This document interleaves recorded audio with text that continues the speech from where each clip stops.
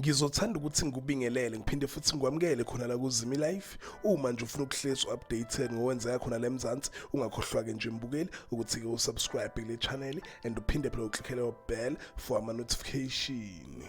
So kwivideo yethu namhlanje ngizokhuluma ngoMpumelelo Mseleku olokheke trende njalo lapha einkundleni zokuxhumana. Sekuveleke la indaba ezithi uMpumelelo Mseleku engathi ke usethole enye intombi. Lokhu kuvela emva kokuthi uSibahle Ngwane olapha ku TikTok eposteke enye video enaye lapha uMpumelelo Mseleku emvakashele ebusuku. uSibahle Ngwane ubeke sebhala lapha kwivideo wabhala ukuthi ke POV surprise visit from a friend. So kule video ke uMpumelelo Mseleku usuke ephathele umngane wakhe isipho lesipho ke nje isona lesi esisuse okukhulu ukukhuluma. uMpumelelo Mseleku ubonakala lapha ephethe ibox yeDaniel Wellington.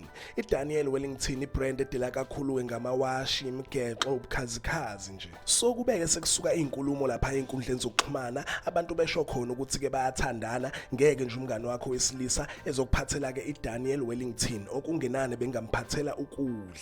Abanye basho khona ukuthi ke uSibahle Ngwane uyitype yakhe vele uMpumelelo Mseleku. So nje iningi labantu libelieve ukuthi ke nje bayathandana. Yena ke uMpumelelo Mseleku ebengakasho lutho ke ngalendaba. Ungakhomenta ke mbukeli ungitshela ukuthi ke wena ucabangani ngalendaba, kodwa ke mawumbheka nje uSibahle Ngwane uyitype yakhe ke vele yena uMpumelelo Mseleku uyifuwazi ke abo baby mama bakhe uMpumelelo, and futhi ke nanokuthi nje emphathele ubukhazikhaza sazi noma umphatheli washi noma umgexo nakho ke lokho nje uyasolisa. Yizo ke lezade ngikuphathele zona, ngicela ukuthi ungakhohlwa nje ukuthi ke usubscribe and ke futhi like ake ngithi ke nje danke ngiyazibongela.